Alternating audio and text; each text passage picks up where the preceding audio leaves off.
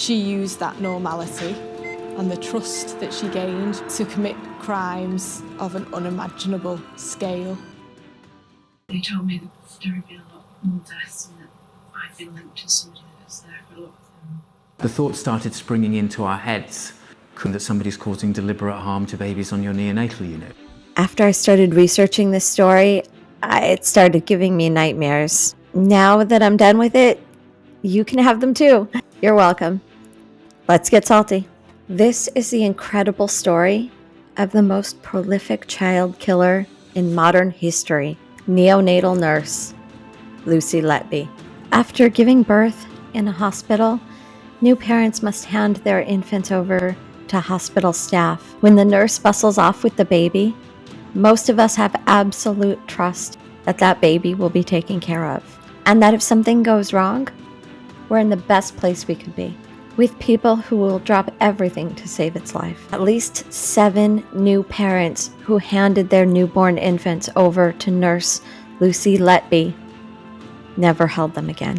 One of the reasons Letby flew under the radar for so long is that she had no red flags. She just appeared so normal. Letby falls into the category of a serial killer and a spree killer.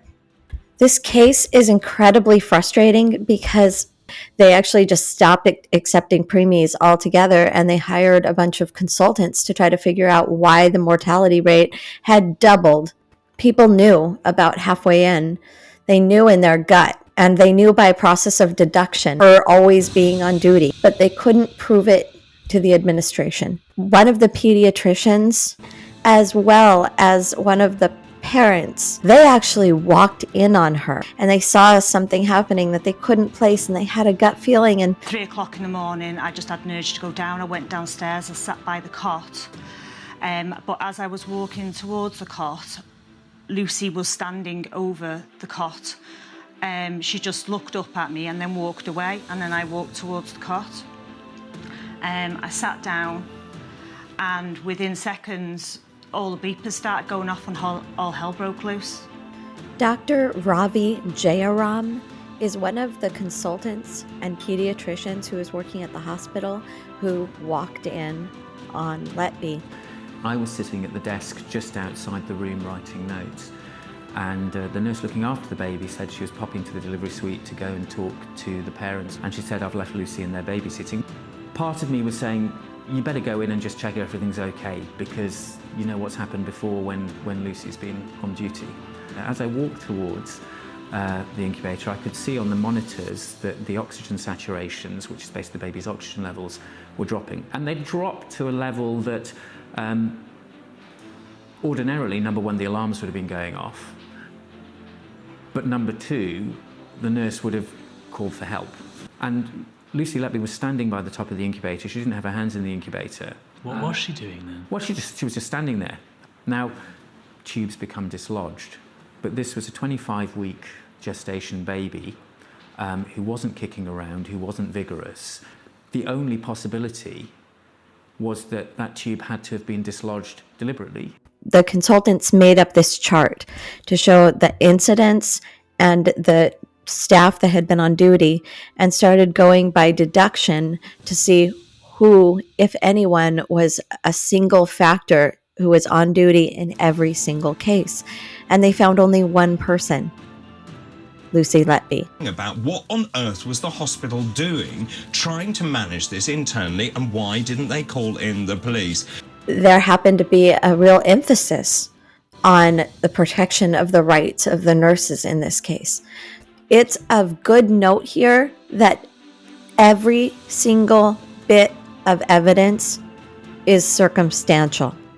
And that is one of the reasons that the hospital administration was fighting so hard against this. The administration had a lot to lose by getting attention to these deaths as murder. Dr. Ravi Jayaram says that when he brought this concern to the administrators, they said, there'll be blue and white tape all over. That's the end of the department. So these doctors told that it was absolutely crazy, and that they, the doctors, must be covering up for some incompetency that was actually leading to these deaths. but it's claimed those concerns were ignored and dismissed by bosses at this hospital. Apparently, there had been some recent controversy in the UK where all of this happened, where some supposed nurse killers were exonerated after being convicted because some evidence came out later that there was something called a cluster of some anomalous sickness that actually was to blame.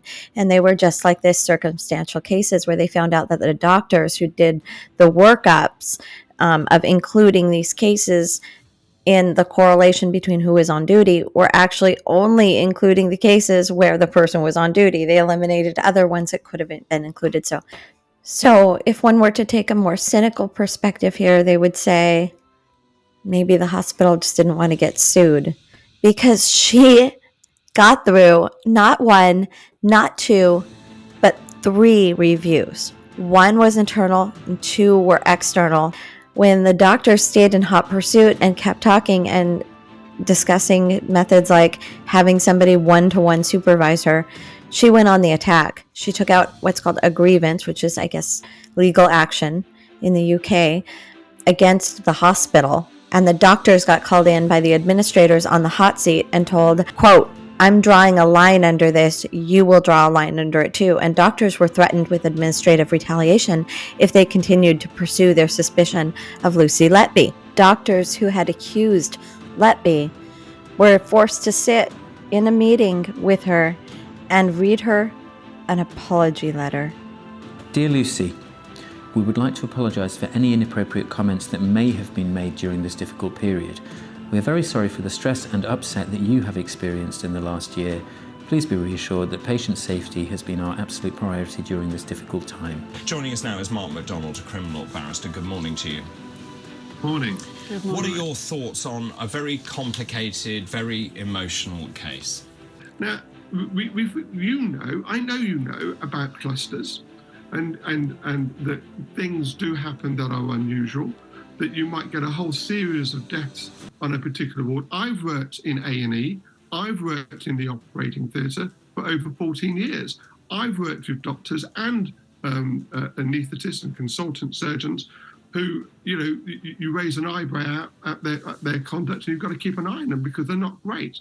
I've found doctors in toilets with their arms full of fentanyl that are asleep in a toilet during an operation, an anaesthetist. I've seen all this happen. And the fact is that there are problems in our National Health Service. There are things that go wrong, both with doctors and medical staff. But what we've got to be clear is in this case, with a failure of having direct evidence, with a failure of having statistical evidence. I don't know that they were independent, but they were supposedly external. The doctors are saying, you got to do something. The administrator is here probably thinking, hey, my hands are tied. What do you want me to do? And meanwhile, nobody calls the cops. Time went by. While Letby was on administrative or desk duty, the death stopped. Administrators gave the doctors authority to contact the police. Police, after listening to us for less than 10 minutes, realised that this is something that they had to be involved with. And I could have punched the air. I speak for the whole Trust when I say how deeply saddened and appalled we are at Lucy Letby's crimes. We are extremely sorry that these crimes were committed at our hospital.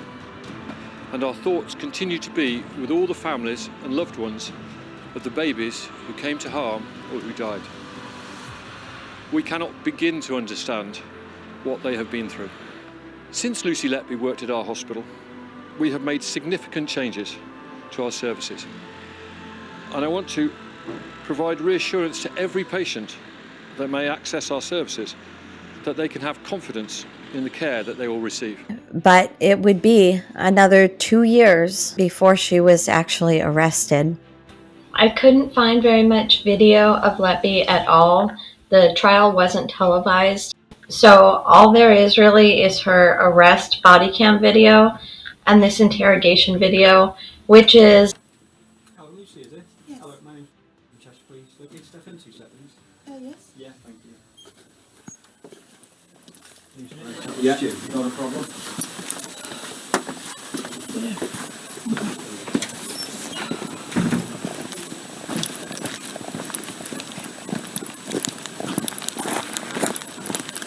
put you in the back seat over here. Hold on, man. Yes. Get the seat up. Okay, just take a seat in there for me, Lucy. I'll move that seat forward a bit. Yeah, I've just had knee surgery. So Oh, right, okay. they told me that there had been a lot more deaths and that I've been linked to somebody that was there for a lot of them. Did you have any concerns that there was a rise in the mortality rate?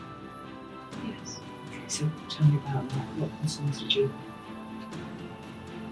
I think we don't just notice as a team in general this stuff that this was a rise compared to previous years. Probably the creepiest thing I've ever seen.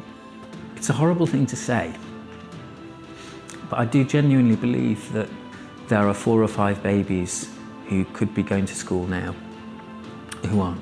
Started.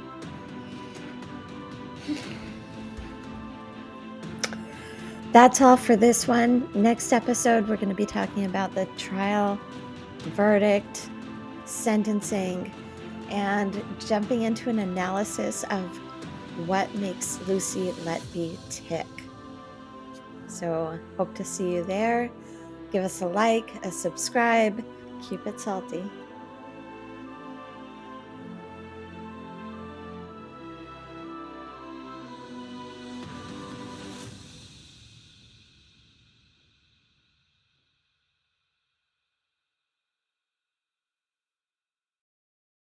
You probably know Vistaprint for business cards.